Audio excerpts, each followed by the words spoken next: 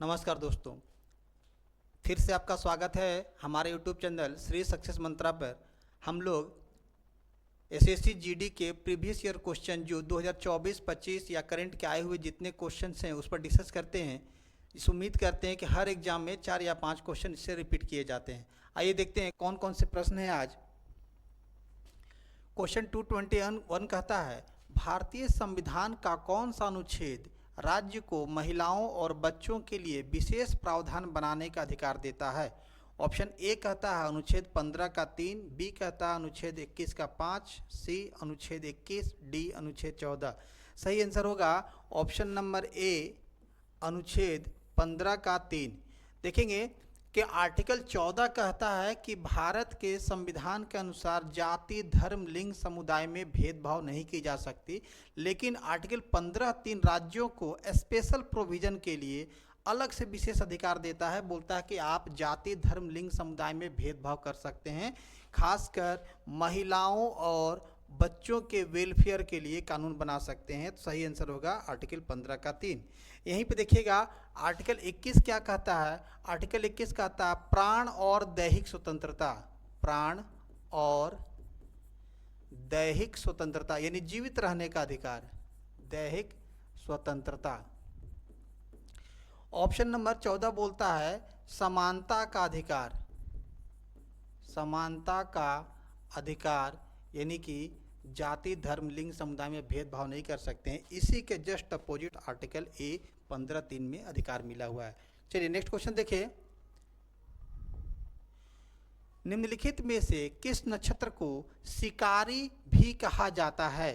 किस नक्षत्र को शिकारी कहा जाता है। Option A Cassiopeia, B Leo Major, C Ursa Major, D Orion. सही आंसर होगा ऑप्शन नंबर डी ओरियन, है ना। सबसे पहले देखेंगे नक्षत्र, तो नक्षत्र क्या है, इससे क्वेश्चन बहुत सारे मिलते हैं कि अंतरिक्ष में जितने भी तारे हैं उन तारों के विशेष समूह को नक्षत्र कहा जाता है, जिनमें कोई जानवर या कोई विचित्र सा पशु का चित्र बनता हुआ प्रतीत होता है।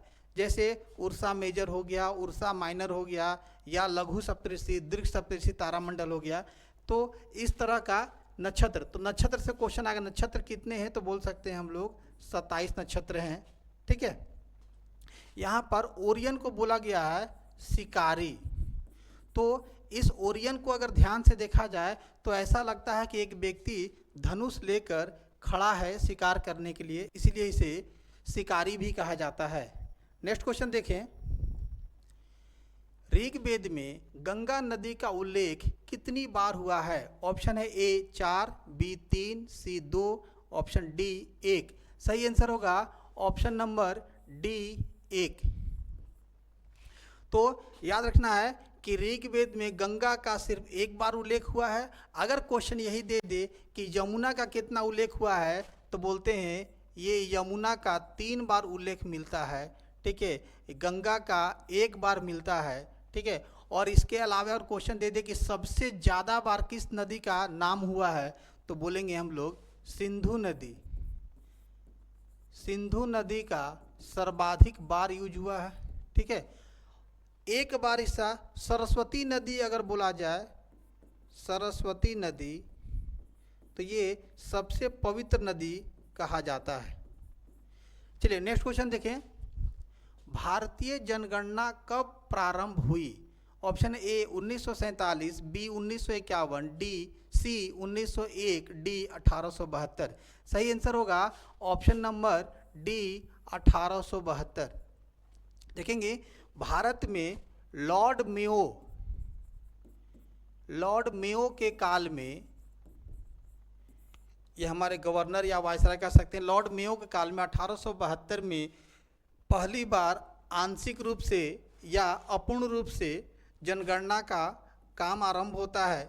ठीक है, अगर यही क्वेश्चन पूछ दे संपूर्ण रूप से जनगणना पहली बार कब हुई, तो बोलेंगे 1881 में लॉर्ड रिपन के काल में। ठीक है, और यही 1881 से प्रत्येक 10 साल के लिए, प्रत्येक 10 साल में एक बार फिक्स कर दिया गया जनगणना करवाने का काम। ठीक है, चलिए आइए नेक्स्ट क्वेश्चन देखें। भारत सरकार अधिनियम 1935 में कितनी अनुसूचियां थी या डॉट डॉट डॉट अनुसूचियां थी? ऑप्शन है ए 15, बी 12, सी 10, ऑप्शन डी 8। सही आंसर होगा ऑप्शन नंबर सी 10। 1935 का एक्ट में 10 अनुसूची था, पर अगर ये क्वेश्चन पूछता है कि वर्तमान में या मूल संविधान में कितना है, तो मूल संविधान अगर बोला जाए तो मूल संविधान में केवल 8 अनुसूचियां थी। पर अगर बोला जाए कि वर्तमान में कितनी है वर्तमान संविधान में, तो बोलेंगे 12 अनुसूचियां हैं। ठीक है, नेक्स्ट क्वेश्चन देखा जाए। 1951 की जनगणना के अनुसार भारत की साक्षरता दर कितनी थी? Option A 18.33, B 30, C 45.8, D 15.44। सही आंसर होगा ऑप्शन नंबर ए 18.33। ठीक है, अब देखिएगा यहाँ से इस जनगणना से भी प्रश्न दे सकता है। ठीक है, अभी थोड़ा देर पहले हम सुने थे कि भारत में पहली जनगणना 1872 में होती है और नियमित जनगणना 1881 में होती है। ठीक है, यहाँ पर क्वेश्चन पूछा गया है पहली जनगणना, तो 1951 में पहली जनगणना आरंभ होती है। लेकिन क्वेश्चन पूछेगा किस एक्ट के अनुसार अगर हुआ, तो बोलेंगे 1948 का एक्ट, जनगणना एक्ट। 1948 के जनगणना अधिनियम के तहत 1951 में पहली जनगणना हुई और इस समय पूछा जाए कि इसके आयुक्त कौन थे, तो बोलेंगे WC प्लाउडेन। ठीक है, और इसमें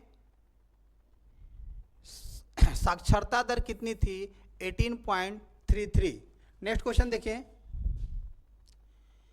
भारत में कोयला खाद्यान्नों का राष्ट्रीयकरण किस अवधि में किया गया था? ऑप्शन ए 96 से, ऑप्शन ए 1966 से 70, ऑप्शन बी 1971 से 75, ऑप्शन सी 61 से 65, ऑप्शन डी 1976 से 80। सही आंसर होगा 1971 से 75, ऑप्शन नंबर बी। इससे पहले कोयला खाद्यान्नों पर सरकार का कोई नियंत्रण नहीं था, सभी अलग अलग कंपनी या व्यक्तियों के हाथ में थे। उसके बाद इसका राष्ट्रीयकरण कर दिया गया और इसे राष्ट्र की संपत्ति घोषित कर दी गई। चलिए आइए नेक्स्ट क्वेश्चन देखें। वह तापमान जिस पर तेल जलने लगता है जिससे उसमें तैयार किए जा रहे खाद्य पदार्थों में जले हुए स्वाद का आभास होता है डॉट डॉट डॉट कहलाता है।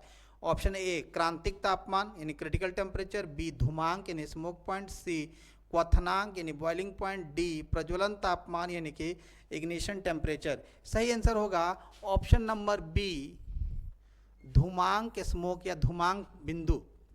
देखेंगे जब खाना बनाते हैं या जब क्या बोलते हैं सब्जी बनाते समय तेल का छौंक देते हैं, तो कभी कभी क्या होता है बहुत ज़्यादा देर तक अगर छोड़ दिया जाए तो तेल जल उठता है या जलने लगता है, उसमें आग लग जाती है। ठीक है, और खासकर चाउमीन वगैरह बनवाने या दुकान में जाते हैं तो इसी तरह का गतिविधि देखा जाता है।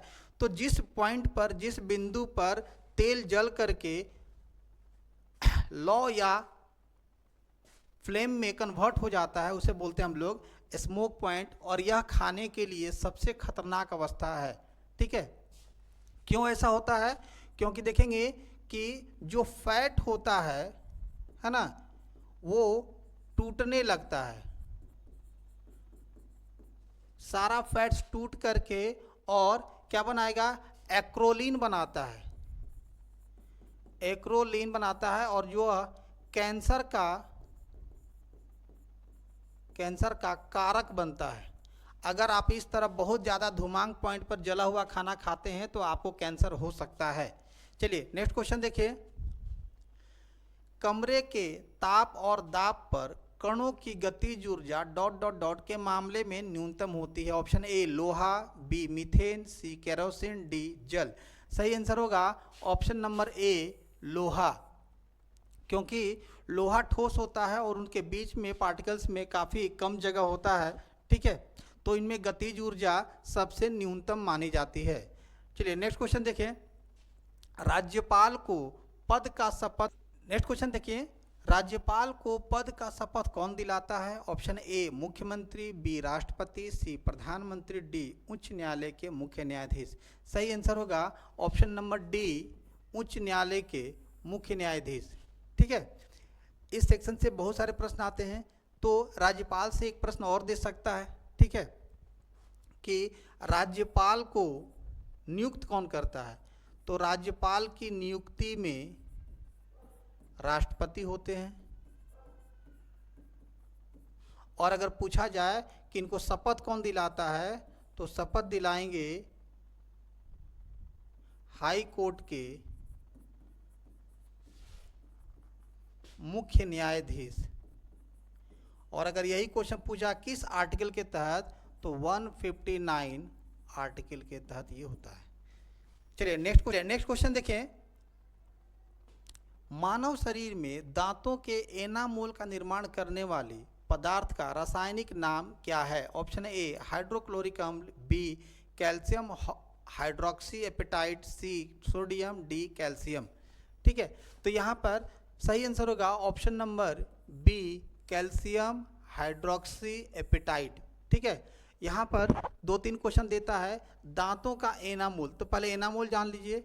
दांतों का सबसे ऊपरी भाग जो चमकदार दिखता है, वाइट दिखता है, वो एनामोल होता है, और यह शरीर के सबसे कठोर अंगों में प्रमुख रूप से माना जाता है। हालांकि अगर हड्डी पूछा जाए तो कुछ और नाम होगा, पर दांतों का एनामोल शरीर का सबसे कठोर भाग होता है, ठीक है। और इस एनामोल में कैल्शियम हाइड्रोक्सी एपेटाइट रहता है। यह क्या है? कैल्शियम फास्फेट का क्रिस्टल रूप होता है, क्रिस्टल रूप होता है, ठीक है। चलिए नेक्स्ट क्वेश्चन देखें, निम्नलिखित में से किस राज्य में सांझी पर्व मनाया जाता है? Option A Tamil Nadu, B Punjab, C Mizoram, D Gujarat. सही आंसर होगा ऑप्शन नंबर बी पंजाब, ठीक है। लेकिन अगर पंजाब ऑप्शन में ना रहे तो हरियाणा भी हो सकता है, यूपी भी हो सकता है, तो कह सकते हैं पंजाब, हरियाणा, यूपी और उसके आसपास क्षेत्र के जगहों में यह सांझी पर्व मनाया जाता है। इसमें क्या करते हैं, तो महिलाएं गोबर और मिट्टी से आसपास के क्षेत्र को लीप करके गोबर मिट्टी से एक प्रतिमा बनाती हैं, और धन और समृद्धि का परिचायक होता है। कह सकते हैं धन समृद्धि के लिए यह त्यौहार मनाया जाता है। यह लगभग 10 दिन का त्यौहार है, 10 दिनों का त्यौहार है। नवरात्र के समय में या नवरात्र के आसपास यह त्यौहार मनाया जाता है। चलिए नेक्स्ट क्वेश्चन देखें, सर्वश्रेष्ठ कोरियोग्राफर के लिए नंदी पुरस्कार हर वर्ष किस राज्य में प्रदान किया जाता है? Option A Andhra Pradesh, B Karnataka, C Madhya Pradesh, D Maharashtra. सही आंसर होगा answer A option A Andhra Pradesh, ठीक है। तो देखेंगे कि नंदी नाम को पकड़िए, नंदी कहाँ चर्चित है, तो बोलेंगे शिव की सवारी, शिव की सवारी या भगवान शिव का जो बैल है नंदी, उनके नाम पर यह पुरस्कार दिया जाता है, ठीक है। यह कहाँ पर दिया जाता है, तो तेलुगु फिल्म में या तेलुगु फिल्म इंडस्ट्री में यह अवार्ड दिया जा रहा है। 1964 से यह अवार्ड आरंभ किया गया है। नेक्स्ट क्वेश्चन देखें, भारत का सबसे पुराना फुटबॉल क्लब कौन सा है? Option A East Bengal club, B Sharda FC, D C Mahindra United, D Mumbai FC. सही आंसर होगा option number B Sharda FC. हालांकि इस पर डिस्प्यूट आपको मिल सकता है, कहीं कहीं आपको बंगाल का क्या बोलते हैं मोहन बागान टीम भी मोहन बागान क्लब भी बताता है, पर शारदा एफसी 1879 1909 में बना था। यह एशिया और भारत दोनों का सबसे पुराना क्लब है। पर यहीं अगर मोहन बागान की बात करें तो मोहन बागान 1889 में लगभग 10 साल के बाद यह क्लब बना था और मोहन बागान क्लब से बहुत सारे लोग जुड़े हुए हैं। चलिए नेक्स्ट क्वेश्चन देखें। भक्ति प्रदीप कुलकर्णी एक प्रसिद्ध डॉट डॉट खिलाड़ी हैं, यानी किस खेल से संबंधित हैं? बैडमिंटन, जूडो, शतरंज और क्रिकेट। सही आंसर होगा ऑप्शन नंबर सी, शतरंज या चेस। ठीक है, देखेंगे कि 2022 में इनको अर्जुन पुरस्कार भी मिल चुका है। ठीक है, यह एशियाई शतरंज चैंपियनशिप भी ये जीत चुकी हैं। ठीक है ना, ये महिला ग्रैंड मास्टर भी हैं, महिला ग्रैंड मास्टर। चलिए नेक्स्ट क्वेश्चन देखें। बीसीसीआई के पहले अध्यक्ष कौन थे? Option A R E. Grant Govan, B P M Rungta, C Sikandar Hayat Khan, D A N. Ghosh. सही आंसर होगा option number A R E. Grant Govan. ठीक है, तो इसमें से और दो क्वेश्चन आ सकता है कि आईसीसी का पूरा नाम क्या है? जब आईसीसी बना था उस समय आईसीसी का पूरा नाम क्या था? तो बोलेंगे इंपीरियल क्रिकेट कॉन्फ्रेंस। ठीक है, यही बाद में इंटरनेशनल क्रिकेट काउंसिल अभी बना है। ठीक है, और इस समय जो पहले अध्यक्ष थे ग्रांट गोवन, इसकी स्थापना हुई थी 1928 में। ठीक है, चलिए नेक्स्ट क्वेश्चन देखें। लाडा लाडी डॉट डॉट का एक लोक नृत्य है जिसमें दूल्हा और दुल्हन को कंधों पर उठा लिया जाता है और अन्य लोग जोड़े के चारों ओर नृत्य करते हैं। Option A Santhal, B Garo, C Bhil, D Chakma. सही आंसर होगा ऑप्शन नंबर सी भील। देखेंगे लाडा लाडी एक त्यौहार है, या यूं कहें कि एक क्या बोलते हैं लोक नृत्य है जिसमें जो जोड़े की शादी हो रही है उन्हें लोग उठा करके और उसके चारों ओर डांस करते हैं, है ना। या भील जनजाति में सबसे अधिक मनाया जाता है। तो क्वेश्चन दे सकता है कि भील कहाँ पर है? तो कह सकते हैं या राजस्थान, एमपी, इन क्षेत्रों में सबसे ज़्यादा पाए जाते हैं। ठीक है, अगर संथाल बोल दिया जाए तो संथाल कहाँ होगा? संथाल झारखंड, बिहार, बंगाल, तीनों जगह में हो सकते हैं। ठीक है, गारो कहाँ होगा? तो बोलेंगे मेघालय या पूर्वोत्तर भारत में। चकमा कहाँ होगा? तो चकमा मिजोरम में। चलिए नेक्स्ट क्वेश्चन देखा जाए। गणतंत्र दिवस 2023 पर किस देश की टुकड़ी ने भारतीय सैनिकों के साथ मार्च किया या मार्च पास्ट किया? ऑप्शन ए जापान, बी मिस्र, सी फ्रांस, डी जर्मनी। सही आंसर होगा ऑप्शन नंबर बी मिस्र, यानी कि इजिप्ट। देखेंगे कि 2023 के गणतंत्र दिवस या रिपब्लिक समय में जो मुख्य अतिथि थे, चीफ गेस्ट थे, वो कौन थे? तो अब्देल फतेह अल सीसी। और ये कौन थे? मिस्र के राष्ट्रपति थे। तो निश्चित रूप से ये जब आएंगे तो इनकी स्वागत के लिए या इनके लिए विशेष कुछ किया जाएगा। तो इस देश के सैन्य टुकड़ी को भारत के सैन्य टुकड़ी के साथ मार्च पास्ट करने का अवसर दिया गया। नेक्स्ट क्वेश्चन देखेंगे। 1 अगस्त 2024 को संघ लोक सेवा आयोग यानी यूपीएससी का नया अध्यक्ष किसे नियुक्त किया गया? Option A Mohan Madhavan, B Ravi Upadhyay, C Preeti Sudan, D Manaj Upamanyu. सही आंसर होगा Preeti Sudan, option number C. ठीक है, तो ये कब का है? तो सर 2024। ठीक है, अगर ये क्वेश्चन पूछे कि अभी कौन है, तो बोलेंगे अभी में अजय कुमार, डॉक्टर अजय कुमार अभी हैं यूपीएससी के। यूपीएससी से क्वेश्चन दे सकता है, ठीक है, कि यूपीएससी का गठन कब हुआ था, तो बोलेंगे 1919 के एक्ट के तहत 1926 में यूपीएससी का गठन किया गया। ठीक है, चलिए नेक्स्ट क्वेश्चन देखें। आज तक के लिए इतना ही, नेक्स्ट वीडियो में फिर मिलेंगे। Thank you.